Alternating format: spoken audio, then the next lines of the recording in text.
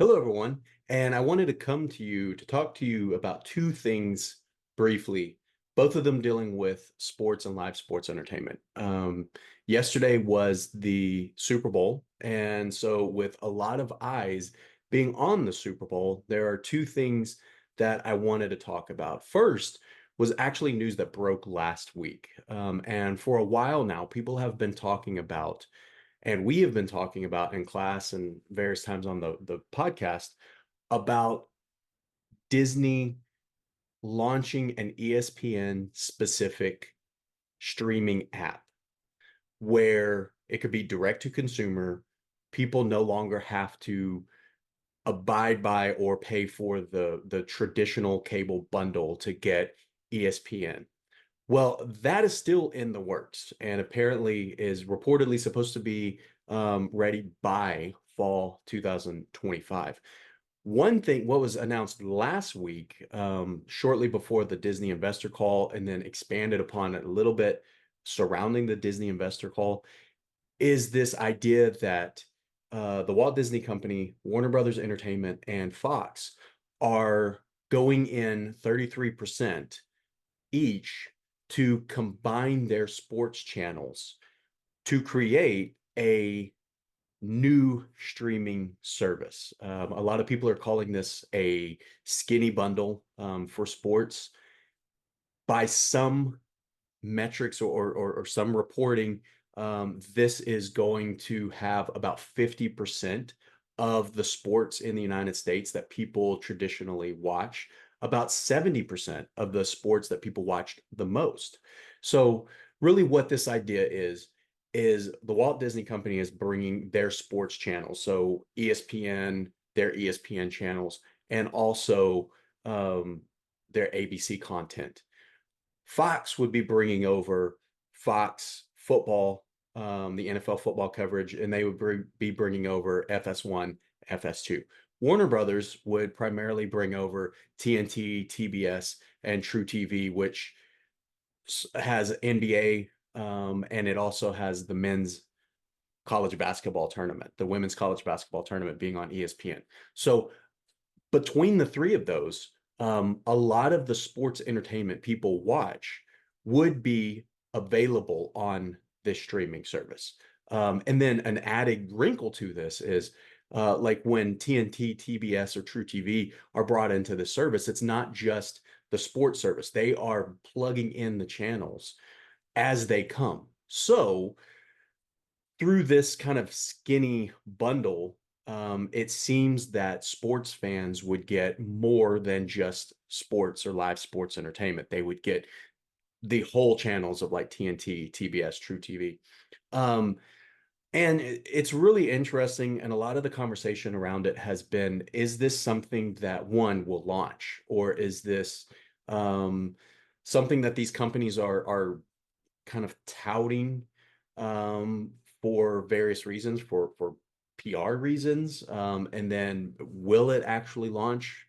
Are there once it gets into kind of the true negotiation of how this is going to be paid for, how much each company is putting into this, because that wasn't part of the announcement. There going to be regulatory issues with three providers, including their sports entertainment, all on one service. And where that would really come into play is from a regulatory perspective, is this is something the cable provider companies have been asking to do for a long time and have been told no.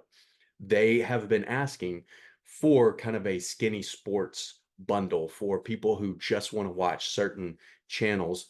Could that be included in a bundle for people? And they've been told no by these studios and by these companies.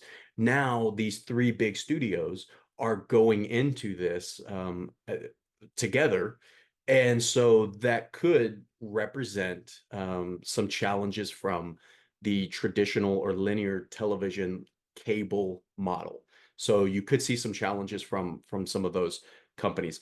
Additionally, it's really interesting with the sports leagues. The sports leagues rights fees have gotten so high now that companies and studios typically will they can't pay for all of it. Much like right now, if you want to watch MLS, Apple TV Plus has the MLS season pass, and there are a few MLS games on other channels outside of that. But primarily, if you want to watch the Major League Soccer, you're watching on Apple TV Plus through the MLS Sports Pass.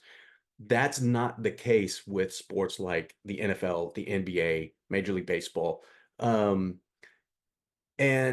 with the NFL, for instance, the sports rights are so high that you have games that are being played on Disney channels, ABC, ESPN, but you also have games on Fox, you have games on CBS, you have games on NBC. So they are spread out pretty wide. So it makes it difficult for people who no longer want to subscribe to the linear cable model to find where some of these games are. And then next year, Prime Video this past year had a Thursday night game on. This next year, there are going to be more games that are on streaming services. So that just will continue to kind of unfold that way, and it'll make it difficult on consumers to figure out where they want to or where they have to go to watch these games. And they might have to have four or five or six different services in order to do this if they don't have the cable model. So one thing that could be coming from this is now that these three companies are reportedly going to go in on the streaming service together, that a lot of their programming and therefore a lot of the programming in sports entertainment, like I said, it was reported about 70% of the sports programming that people are really, really interested in would be included on this service. That may be a way that consumers that do not use the sports, or I'm sorry, do not use the cable model, that may be a way for them to access things a little bit easier. Now, also, would there be any challenges from Universal Comcast or from Paramount? Paramount is in some financial trouble right now, so we'll see the future of that. But would there be any kind of regulatory issues with those, or would there be any sort of kickback or resistance from those companies of allowing this to happen? So this is in the very early stages. Again, some people are reporting that this is a PR announcement, and maybe that's all it would be. Some people are saying, this is supposed to launch in fall 2024. It is right now when we're recording this, it's February 2024. I mean, this is going to happen very, very rapidly when we think about how entertainment companies come about. And so it'll be interesting to see how this works. One more thing about this is supposed to be something, whatever this new streaming platform is called, that people could subscribe to through Max or could add on to Disney Plus or Hulu. So then, therefore, we may actually get the Disney Plus bundle where it's Disney Plus and then Hulu's included in that, and whatever this new sports programming network is in that. And then, as I said, keep in mind, fall 2025, by fall 2025, Disney is still saying that they are going to launch a new kind of all-inclusive ESPN app that is going to include things like the ESPN.com, the stories that you see, ESPN Plus, that kind of programming, additional programming on top of that. And then access to things like ESPN Bet and things like that, which we have talked about before. If you have any interest in hearing more about that, class number 141 is where you would look for that, or 143, I believe, is where you would look for that. So something really interesting that happened earlier in the week. What was really interesting about yesterday and watching the Super Bowl is, this probably isn't the first time that this has happened. It definitely isn't the first time that it's happened that people have paid for um, to run ads during the Super Bowl, and they have had access to the linear television, the streaming platform, and whatever kinds of platforms that the company or the broadcast company is using. Yesterday, for example, was CBS. What was the first time yesterday is CBS and Paramount owns Nickelodeon. So they expanded the Nickelodeon NFL games to include the Super Bowl yesterday. Yesterday was the first time that a Super Bowl was given a Nickelodeon alternative broadcast. The Nickelodeon alternative broadcast started 2020, like we've talked about before. And typically, they started out with one Christmas game. Last year, they added some playoff games. This year, they expanded that. And since the Super Bowl was on CBS, they actually had the Super Bowl on there as well. So one thing that was really interesting, where we were watching the game last night, we actually could watch the CBS broadcast on one TV, and across the room there was the Nickelodeon broadcast. And so we could compare between the CBS broadcast and the Nickelodeon broadcast. One thing that was really interesting were the advertisements, that I anticipated when something would come on the CBS broadcast, if it was appropriate for families, if it was appropriate for children, so things that didn't include alcohol or gambling or R-rated content, that would appear on that commercial would appear on the CBS broadcast and also appear on the Nickelodeon broadcast. And to most of the time, that's what happened. When there would be the R-rated content or gambling commercials or alcohol commercials on the CBS broadcast, they would have something else on the Nickelodeon broadcast. What was really interesting is I reading about it afterwards.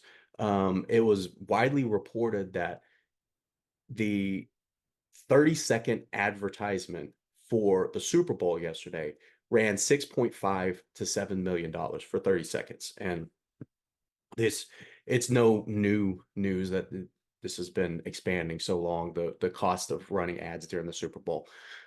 However, this being the first Nickelodeon broadcast also, the way that it worked is people or companies that were appropriate for both broadcasts. So again, your alcohol companies, your gambling companies, if there were going to be advertisements for an R-rated movie, such as the third Deadpool movie coming out from Disney and Marvel, those were not eligible for this. But those commercials, or the companies that had commercials that were eligible and appropriate for broadcast on the CBS broadcast and the Nickelodeon broadcast, they were given the option of paying $7 million.